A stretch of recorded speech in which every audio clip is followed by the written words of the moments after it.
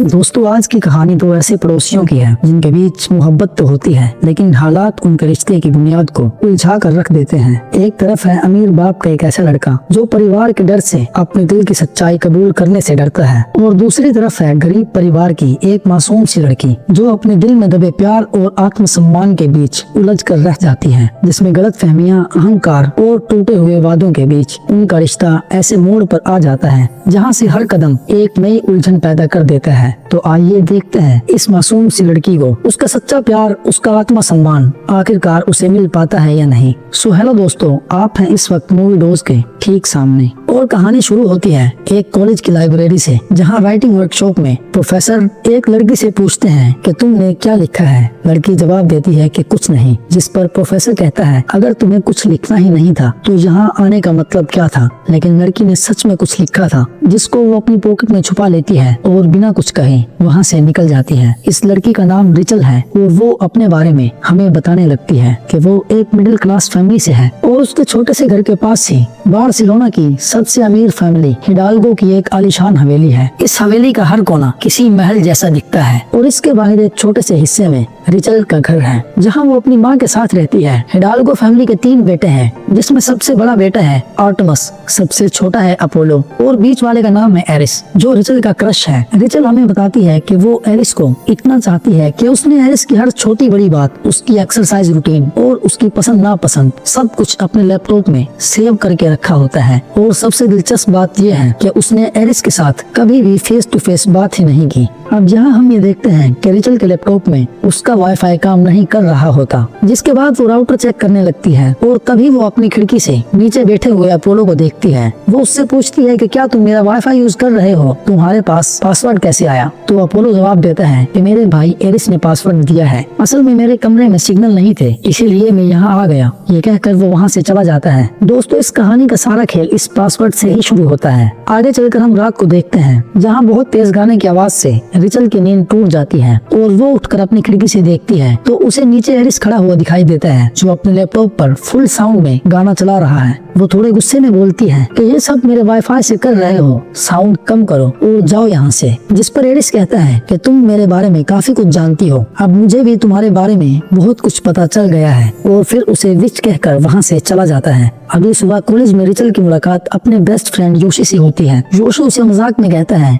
कि तुम्हारी शादी फ्यूचर में मुझसे ही होगी, लेकिन रिचल उसकी बातों को हमेशा मजाक में ही उड़ा देती है। फिर रिचल अपने कॉलेज के ग्राउंड में जाती है जहाँ सभी बॉयज फुटबॉल ग्राउंड में एक्सरसाइज कर रहे होते हैं, लेकिन रिचल वहाँ सिर्फ एरिस को देखने के लिए ही जाती है। तभी अचानक से वहाँ बारिश शुरू हो जाती है और सब लोग वहाँ से भागने लगते हैं। फिर एरिस भी वहाँ से पैदल ही अपने घर की तरफ जाने लगता है तो रिचल चुपके चुपके उसका पीछा करने लगती है, लेकिन कुछ दूर जाने के बाद अचानक एरिस उसकी नजरों से गायब हो जाता है। तो रिचल इधर उधर देखने लगती है और तभी वो एक गड्ढे में गिर जाती है, लेकिन जैसे तैसे उठकर फिर से चारों तरफ देखने लगती है और तभी पीछे से एरिस आ जाता है, जिसे देखकर वो थोड़ा घबरा जाती है। फिर एरिस पूछता है कि तुम मेरा पीछा क्यों कर रही थी। तो रिचल हड़बड़ाते हुए कहती है मैं किसी का पीछा नहीं कर रही थी। इसके बाद एरिस उसके हाथ पर कुछ लिखता है और बोलता है कि यही है ना तुम्हारा वाईफाई का पासवर्ड, इस पासवर्ड की वजह से मुझे तुम्हारा पूरा लैपटॉप हैक करना पड़ा और तुम्हारे लैपटॉप की सारी फाइल्स मैंने देख ली, उसमें सिर्फ मेरी फोटोज और इन्फॉर्मेशन भरी पड़ी है, ये सब तुम क्यों कर रही हो। जिस पर रिचल धीमी सी आवाज में बोलती है क्योंकि मैं तुमसे प्यार करती हूँ और मैं चाहती हूँ कि तुम भी मुझसे प्यार करो। ये सुनकर एरिस हंसते हुए कहता है कि तुम मेरे टाइप की नहीं हो। जिस पर रिचल जवाब देती है ये सब बाद में देखा जाएगा, फिलहाल तुम मुझे मेरे घर छोड़ दो,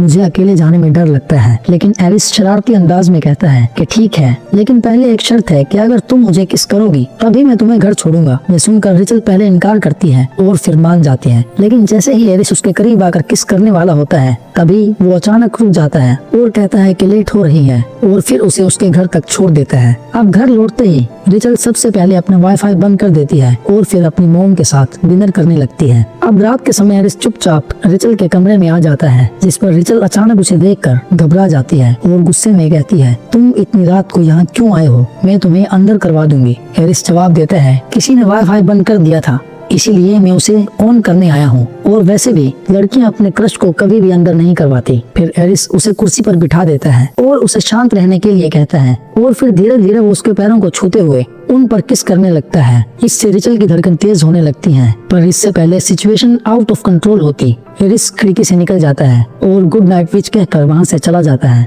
फिर अगले दिन हम देखते हैं कि रिचल एक कैफे में काम कर रही है। वहाँ उसका दोस्त योशी भी मौजूद होता है। तभी एरिस वहाँ आ जाता है, जिसे देखकर रिचल छुपने की कोशिश करती है, लेकिन एरिस उसे देख लेता है और मजाक में कहता है कि तुम्हारी जॉब बड़ी इंटरेस्टिंग है। फिर वो उसे अपने क्लब ओपनिंग पार्टी में इनवाइट करता है और कहता है कि तुम किसी को भी अपने साथ लेकर आ सकती हो। अब रात में रिचल अपने दोस्त डेनिला के साथ पार्टी में पहुंच जाती है। डेनिला बहुत एक्साइटेड होती है और क्लब की रौनक देखकर बहुत खुश होने लगती है। तभी रिचल की नजर एरिस पर पड़ती है, जो क्लब के वीआईपी एरिया में चला जाता है, तो वो भी उसके पीछे जाती है, लेकिन गार्ड उसे रोक लेता है और कहता है बिना पासवर्ड के एंट्री नहीं मिलेगी। तभी आर्टेमिस वहाँ आता है और रिचल को अंदर आने देता है, लेकिन अंदर पहुँचने के बाद भी उसे एरिस दिखाई तो नहीं देता और वो पिछले दरवाजे से बाहर निकल कर आती है तो एक गली में जाकर एरिस उसे अकेला खड़ा हुआ दिखाई देता है। रिचल उसके पास जाती है और बात करते हुए उसके करीब जाकर उसे किस करने लगती है। एरिस भी धीरे धीरे फॉर्म में आने लगता है, लेकिन तभी रिचल मुस्कुराते हुए कहती है कि तुमने एक विच से पंगा लिया है, अब इसे सहना भी पड़ेगा। ये कहकर वो उसे छोड़कर वापस क्लब में आ जाती है और अपने लिए एक गिलास पानी ऑर्डर करती है। वहाँ पहले से अपोलो बैठा होता है, जो कहता है मेरे भाई मुझे कभी भी पीने नहीं देते। तो रिचल उसके लिए एक ड्रिंक ऑर्डर करती है, जिसे अपोलो पी लेता है, लेकिन उसे इतनी जल्दी चढ़ जाती है कि वो अपनी होश खोने लगता है। अब रिचल और उसके दोस्त उसे घर छोड़ने के लिए जाने लगते हैं, लेकिन अपोलो डर कर घर जाने से मना कर देता है। रिचल जब एरिस को कॉल करने के लिए अपना फोन निकालती है तो अपोलो उसके फोन को बाहर फेंक देता है, जिससे उसका फोन टूट जाता है और फिर रिचल उसे अपने घर ले जाती है, जहाँ अपोलो उसके बेड पर सो जाता है। फिर कुछ देर बाद एरिस वहाँ पहुँच जाता है और रिचल से पूछता है तुमने इसे ड्रिंक क्यों दी? ये पीने के बाद खुद को संभाल नहीं पाता। मुझे पता था ये ड्रिंक करके घर नहीं लौटेगा। अभी 6 बज रहे हैं और डैड के ऑफिस जाने तक मुझे अपोलो के लिए यहीं पर रुकना पड़ेगा। और फिर वो भी बेड पर लेट जाता है। इसके बाद रिचल भी चुपचाप आकर उन दोनों के बीच में सो जाती है, लेकिन यहाँ पर एरिस धीरे धीरे रिचल को टच करने लगता है, जिससे रिचल को अजीब सी फीलिंग होने लगती है और दोनों इस मोमेंट को एंजॉय करने लगते हैं। फिर अगली सुबह रिचल अपने दोस्तों को रात के बारे में सब कुछ बताती है, जिसे सुनकर डेनिला बहुत ही ज्यादा एक्साइटेड हो जाती है। इसके बाद रिचल और योशी स्टडी करने के लिए घर आते हैं। तभी रिचल देखती है कि उसके लिए एक गिफ्ट आया है, जिसमें उसे एक नया मोबाइल फोन दिखाई देता है और लेटर से पता चलता है कि ये गिफ्ट एरिस ने भेजा है। इसके बाद रिचल योशी को रुकने के लिए कहकर वो एरिस के घर की तरफ निकल पड़ती है। घर के बाहर उसकी मुलाकात आर्टेमिस की सेक्रेटरी क्लाउडिया से होती है, जो उसे अंदर जाने के लिए कहती है। तो रिचल सीधा एरिस के रूम में पहुंच जाती है और गिफ्ट में मिले फोन को वापस करने लगती है। एरिस कहता है कि गिफ्ट लौटाना अच्छी बात नहीं होती और वैसे भी मेरे भाई ने तुम्हारा फोन तोड़ दिया था। जिस पर रिचल कहती है सिर्फ स्क्रीन टूटी थी और मेरा पुराना मोबाइल अभी भी काम कर रहा है। इतना कहकर वो फोन रख कर जाने लगती है, लेकिन तभी एरिस उसे रोकता है और हाथ पकड़कर कहता है मैं तुम्हें किस करना चाहता हूँ। ये सुनकर रिचल अपने हाथ छुड़ाकर जाने लगती है, लेकिन कुछ कदम जाते ही वो फिर से आकर एरिस को किस करने लगती है। एरिस को यहाँ पता चलता है कि रिचल का ये पहली बार है, तो वो उससे कहता है कि एक बार फिर सोच लो कि तुम इसके लिए तैयार हो कि नहीं। जिस पर रिचल हाँ में जवाब देती है और फिर ये दोनों आगे बढ़ते हुए तूफान का मजा लेने लगते हैं और इस खूबसूरत मोमेंट को दोनों पूरी तरह से एंजॉय करते हैं। ये सब खत्म होने के बाद अचानक से एरिस थोड़ा रूड होकर उठ जाता है और वीडियो गेम खेलने लगता है और रिचल को मोबाइल लेकर जाने के लिए कहता है। तो उसकी हरकत देखकर रिचल भी गुस्सा हो जाती है और गिफ्ट दिए हुए मोबाइल को डस्टबिन में फेंक कर अपने घर चले जाती है। घर पहुंचकर वो योशी से कहती है कि आज पढ़ाई नहीं हो पाएगी, मेरा बिल्कुल भी मूड नहीं है। योशी समझ जाता है कि वहाँ कुछ गड़बड़ हुई है, जिसके बाद रिचल गुस्से में अपनी खिड़की बंद कर देती है, क्योंकि सामने ही एरिस का कमरा होता है। फिर अगली सुबह रिचल अपनी राइटिंग वर्कशॉप में होती है। तभी उसके मोबाइल पर एरिस की एक फोटो आती है, जिसमें वो रिचल का नेकलेस पहने हुए होता है। ये देखकर रिचल को याद आता है कि वो अपना नेकलेस कल एरिस के कमरे में ही भूल गई थी। तो वो तुरंत अपना नेकलेस लेने के लिए उसके घर पहुँचती है। वहाँ एरिस अपने दोस्तों के साथ स्विमिंग पूल में मस्ती कर रहा होता है। तभी एरिस आकर रिचल को पानी में लेकर कूद जाता है, जिसके बाद रिचल कहती है कि पानी नमकीन है। एरिस बताता है कि मुझे क्लोरीन से एलर्जी है, इसीलिए हम क्लोरीन नहीं मिलाते। रिचल कहती है कि मेरा स्विमिंग करने का बिल्कुल भी मूड नहीं, मुझे अपना नेकलेस वापस चाहिए। और एरिस उसे अपने कमरे में ले जाता है और खुद उसके गले में नेकलेस पहनाता है। नेकलेस पहनाते हुए एरिस उसे फिर से किस करता है, जिससे रिचल को कुछ होने लगता है और ये दोनों फिर से अनकंट्रोल हो जाते हैं और कमरे में एक बार फिर से तूफान आता है। कुछ देर बाद एरिस अचानक से उठता है और रिचल को वहाँ छोड़कर कमरे से बाहर निकल जाता है। उसे कुछ घबराहट और बेचैनी सी हो रही थी और इसी दौरान क्लाउडिया कमरे में आ जाती है और वो रिचल को वहाँ देखकर उससे बुरा बर्ताव करने लगती है। एरिक भी बाहर खड़ा ये सब सुन रहा होता है, लेकिन वो बीच में नहीं आता। इसके बाद रिचल गुस्से में अपने घर चली जाती है। अगले दिन योशी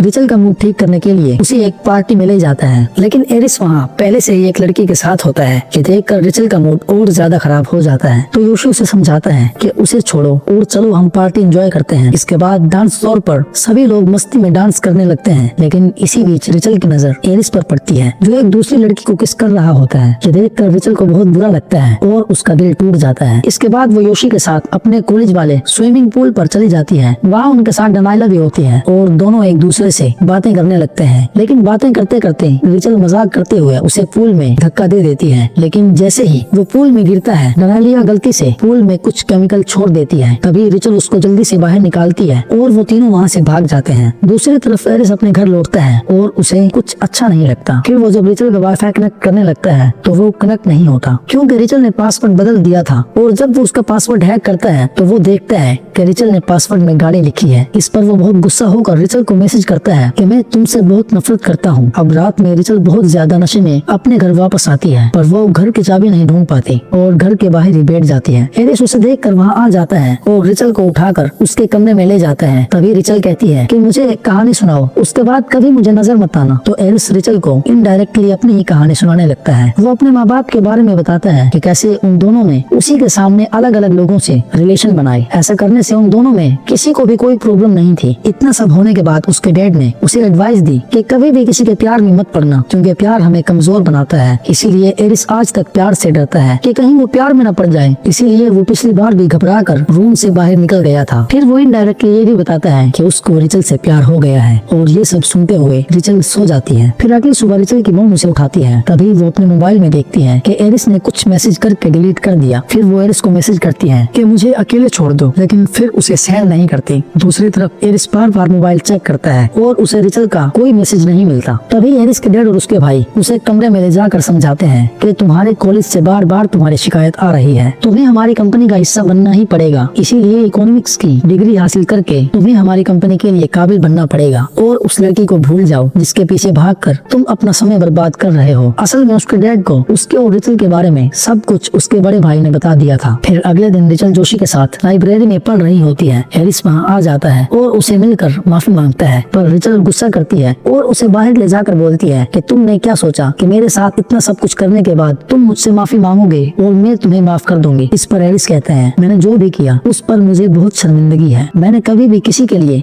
ऐसा फील नहीं किया, इसीलिए मैं सब कुछ फिर से ठीक करना चाहता हूँ। फिर वो एक कस्टम पार्टी में उससे डेट के लिए भी पूछता है, तो रिचल थोड़ा सोचकर चलने के लिए तैयार हो जाती है। अब ये सब बातें योशी भी सुन लेता है, जिससे उसको बहुत बुरा लगता है, क्योंकि वो रिचल को लाइक करता है। वो रिचल से कहता है कि तुम फिर से उसे एक बार चांस देकर गलती कर रही हो, ये तुम भी अच्छे से जानती हो कि वो तुम्हें यूज करके बाकी लड़कियों की तरह छोड़ देगा। फिर रोते हुए मेरे पास मत आना, क्योंकि मैं तब वहाँ पर मौजूद नहीं होऊंगा। फिर आगे हम देखते हैं कि डेट का दिन आ जाता है, जिस पर एरिस बताता है कि हम कस्टम पार्टी में नहीं जा रहे, क्योंकि मैंने इस पल को और बेहतरीन बनाने के लिए कुछ प्लान किया है। और फिर वो रिचल को लेकर अपने ही ऑफिस की बिल्डिंग के टॉप पर चला जाता है, जहाँ उसने पहले से ही डिनर का अरेंजमेंट करके रखा था। रिचल ये देखकर बहुत सरप्राइज हो जाती है और कहती है कि डिनर तो हम कर लेंगे, लेकिन उसके बाद क्या? जिस पर एरिस कहता है कि डिनर के बाद वो होगा जो सिर्फ तुम चाहोगे। इसके बाद दोनों बहुत सारी बातें करते हैं। फिर डिनर के बाद दोनों फुल मूड में वहीं पर तूफान के मजे लेने लगते हैं और इसके बाद हम उन दोनों को हर रोज मिलते हुए देखते हैं और वो एक दूसरे के लिए इतना पागल हो जाते हैं कि जहाँ भी चांस मिले वहीं पर दोनों का रोमांस शुरू हो जाता है और उनके दिन बहुत ही खूबसूरती से गुजरने लगते हैं। फिर एक दिन एरिस अपनी फैमिली के साथ खाना खा रहा था, तभी उसके डैड उसे वो वीडियो दिखाते हैं जब वो दोनों ऑफिस के टॉप पर डिनर के मजे ले रहे थे। और उसके डैड उस पर बहुत गुस्सा होते हैं और कहते हैं कि मैंने मना किया था तुम्हें उस लड़की के पीछे भागने से। अगर ये वीडियो किसी और के हाथ में लग जाती तो तुम्हारा करियर बर्बाद हो जाता। तभी एरिस गुस्से में ये बोल कर चला जाता है कि मुझे इस कंपनी में काम नहीं करना और ना ही मुझे इकोनॉमिक्स की डिग्री में दिलचस्पी है। फिर सीधा वो उस कैफे में जाता है जहाँ रिचल काम करती है और वहाँ पर उसके साथ जॉब करने लगता है। अब एक दिन ये देखते हैं कि एरिस का बड़ा भाई आर्टमस जब एरिस के रूम में जाता है तो वहाँ पर वो एक कैब देखता है जो उसी कैफे की होती है। जिसके बाद वो उसका एड्रेस सर्च करके वो वहाँ जाता है और वहाँ पहुंचकर वो एरिस को काम करते हुए देखता है और साथ ही रिचल को भी वो देखता है, जिसे देखकर उसे रिचल पर बहुत गुस्सा आता है। इसके बाद आर्टेमस अपने घर पर एक कंपनी पार्टी रखता है जहाँ पर एरिस रिचल को साथ लेकर आता है और अपनी फैमिली से इंट्रोड्यूस करवाने लगता है। रिचल घबरा रही होती है कि एरिस के परिवार वाले उसे एक्सेप्ट करेंगे या नहीं, लेकिन रिचल को नहीं पता होता कि उस पार्टी में उसकी मॉम वेट्रेस का काम कर रही है। इसके बाद जब एरिस अपने परिवार वालों से रिचल को इंट्रोड्यूस करवाने लगता है, तभी आर्टेमस रिचल की इंसल्ट करने के लिए इशारा करके रिचल की मॉम को ड्रिंक सर्व करने के लिए भेजता है। तभी रिचल अपनी मॉम को वेट्रेस का काम करते हुए देखकर बहुत इंसल्टिंग फील करती है और बहुत ज्यादा दुखी होकर वहाँ से जाने लगती है। ये देखकर एरिस उसे समझाने के लिए जाता है, लेकिन वो उसको थप्पड़ मार देती है और अपने घर वापस चली जाती है। घर आकर वो बहुत रोने लगती है क्योंकि उसे लग रहा था कि एरिस ने ही उसकी इंसल्ट करवाने के लिए ये सब प्लान किया है और इसी गुस्से में वो बहुत दिनों तक उससे बात नहीं करती। लेकिन एरिस उसे बात करने के लिए बहुत कोशिश करता है। फिर कुछ दिनों बाद अचानक उन दोनों में बात होती है और वो दोनों एक दूसरे से माफी मांगते हैं। तभी एरिस बताता है कि कल कॉलेज में प्रोम पार्टी है, तो क्या मैं तुम्हारे साथ चल सकता हूँ? तो रिचल बोलती है कि तुम ना ही आओ तो अच्छा है। फिर भी वो उसे मनाने की कोशिश करता है, लेकिन वो नहीं मानती और वहाँ से चली जाती है। अब रिचल अपने घर आकर अपनी मॉम के गले लगकर बहुत रोती है और बताती है कि एरिस ने उसे धोखा दिया है। तो उसका मूड बदलने के लिए उसकी मॉम बताती है कि तुम्हें पता है कि तुम्हारे पापा ने अपनी बुक कभी पब्लिश क्यों नहीं की? असल में तुम्हारे पापा कभी पब्लिशर के पास गए ही नहीं थे। वो बहुत अच्छे राइटर थे पर उन्हें खुद पर यकीन नहीं था। फिर वो बोलती है कि तुम्हें अगर एरिस पसंद है तो जाओ, खुलकर बात करो। अगर रिश्ता किसी वजह से खत्म होने लगे तो सोच समझकर सिर्फ उस वजह को खत्म करते हैं, ना कि रिश्ते को। तभी रिचल को एहसास होता है कि उसने एरिस को समझने में शायद गलती कर दी। फिर वो तुरंत एरिस के घर जाती है जहाँ उसका बड़ा भाई उसे मिलने से रोकने लगता है, लेकिन फिर भी वो एरिस को सॉरी बोलकर वहाँ से चली जाती है और बाहर आकर एरिस को मैसेज करती है कि मैं तुम्हारा प्रोम में इंतजार करूंगी। और वो प्रोम पार्टी में पहुँच जाती है जहाँ पर सभी डांस कर रहे होते हैं, पर वो एरिस का इंतजार करने लगती है। इधर एरिस को देखते हैं जो रिचल के पास पहुँचने के लिए भागते हुए आता है, लेकिन जैसे ही पार्टी में पहुँचता है तो गेट पर योशी उसे रोक लेता है और कहता है कि तू रिचल के साथ टाइम पास कर रहा है, ये सब ठीक नहीं है। कुछ दिनों के लिए तू उसका इस्तेमाल करेगा और फिर उसे छोड़ देगा। इस बात को लेकर इन दोनों में बहस शुरू हो जाती है। तो एरिस उसे समझाने के लिए पूल की तरफ ले आता है और वहाँ बहस करते करते उन दोनों में लड़ाई हो जाती है और दोनों की हाथापाई में एरिस पूल में गिर जाता है और पानी में क्लोरीन मिले होने की वजह से एरिस की सांस रुकने लगती है क्योंकि उसे क्लोरीन से एलर्जी है। इधर योशी सीधा भागता हुआ रिचल के पास आता है और बताता है कि उसकी और एरिस की लड़ाई हो गई थी और उसे बताता है कि एरिस यहीं पर है, वो तुम्हारे लिए आया था लेकिन मेरी उससे लड़ाई हो गई थी और मैं उसे पूल में गिरा कर आ गया। ये सुनकर रिचल तुरंत भागती है और पूल के पास जाती है, लेकिन तब तक एरिस बेहोश हो चुका था। तभी योशी आकर दोनों को ऊपर खींचता है और वो तुरंत उसको हॉस्पिटल ले जाते हैं। इसके बाद रिचल को देखते हैं जो हॉस्पिटल में रहकर उसे जल्दी ठीक होने के लिए मदद करती है और इस बीच एरिस की फैमिली को भी ये समझ आ जाता है कि बेटे को खोने से बेहतर है उसके प्यार को ही एक्सेप्ट कर लिया जाए। फिर वो ठीक होकर वहाँ से अपनी मेडिसिन की पढ़ाई करने के लिए चला जाता है जो वो पहले से ही करना चाहता था। हालांकि दोनों के लिए एक दूसरे का बिछड़ना बहुत मुश्किल था, लेकिन एरिस उसे हर दिन वीडियो कॉल करता है और वो दोनों कॉल के दौरान ही शुरू हो जाते हैं और कभी कभी एरिस उसे मिलने भी आता है। इस सब के चलते 4 महीने बीत जाते हैं और इतने सारे महीने बीत जाने के बाद रिचल सभी को एक बुक पढ़कर सुना रही होती है जो उसी ने लिखी थी। वो कहानी सभी के दिलों को छू लेती है और सभी ये कहानी सुनकर इमोशनल हो जाते हैं और खुशी से खड़े होकर तालियां बजाने लगते हैं। रिचल उस कहानी का टाइटल लिखती है थ्रू माई विंडो और ये असल में उसी की लव स्टोरी होती है। अगले दिन सुबह रिचल जब अपने बेड पर एरिस के मैसेज पढ़ रही होती है तो उसे बहुत मिस करती है, लेकिन तभी वो देखती है कि एरिस उसी की विंडो पर बैठा हुआ है और उसे मैसेज कर रहा है। वो सरप्राइज हो जाती है और इतने दिनों के बाद मिलने से दोनों एक दूसरे को पाकर बहुत खुश होते हैं और इसी सीन के साथ कहानी यहाँ पर खत्म हो जाती है।